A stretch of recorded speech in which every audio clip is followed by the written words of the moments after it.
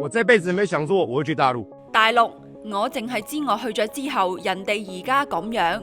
你同我講你要同呢個國家打仗，講呢句話嘅竟然出自過去叫囂解放軍，如果敢上岸，佢就攞支槍出嚟請你食餐飽嘅嗰位台灣網紅。佢叫館長陳之漢，喺網絡平台擁有超過200萬粉絲。佢嘅出格言論好受年輕人歡迎。以往不是貶低大陸，民進黨亦都曾經積極拉攏佢，希望博得年輕人嘅選票。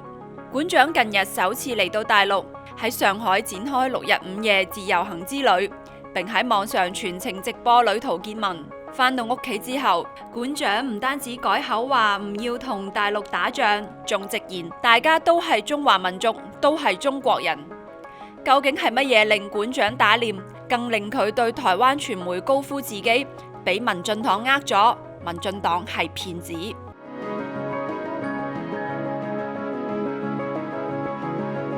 其實同大部分遊客一樣，館長喺上海嘅旅程好簡單。佢去咗網紅武康大樓同附近嘅商業街，遊船河、賞夜景、睇外灘天際線、品嘗美食。拜訪始建於三國，喺鬧市中屹立咗1700幾年嘅靜安寺。短短唔到1個星期嘅時間，館長認識咗呢座國際大都市。佢驚覺大陸發展超乎認知。以前我認為大陸水深火熱，而家發現嗰個完全係民進黨嘅謊言。館長只係嚟上海一趟，睇真實嘅大陸，講真實嘅感想。此行已經激嬲咗唔少人。逢中必反嘅民進黨當局更加唔會放過佢。館長喺上海唔到1個星期嘅時間，民進黨已經喺媒體報道過百則新聞唱衰，更將館長扣上乃共嘅帽子，令館長喺直播中怒罵：點樣同時係台獨分子又舔共？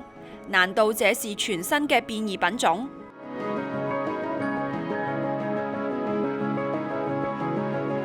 館長坦言，過去亦都曾經被媒體報道台灣當局宣傳所騙。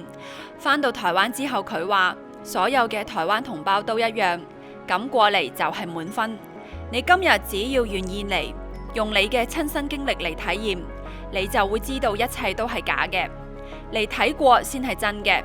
我相信喺不久嘅將來，中國會成為世界上最強嘅國家。綠營媒體對館長嘅集體圍攻，正係惱羞成怒嘅表現。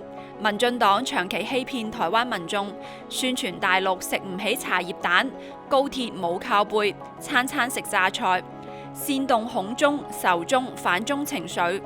但如果台灣人一旦好似館長咁，親身嚟大陸睇過，真相就不言而喻。原來大陸根本唔係民進黨口中咁樣。館長連日嚟嘅直播令唔少台灣網民，尤其係年輕民眾紛紛留言對大陸改觀，亦表示要跟隨館長嘅腳步嚟大陸遊玩，亦撕破咗台灣綠營聯同美西方媒體常年對中國嘅抹黑、洗腦同精心構築嘅謊言。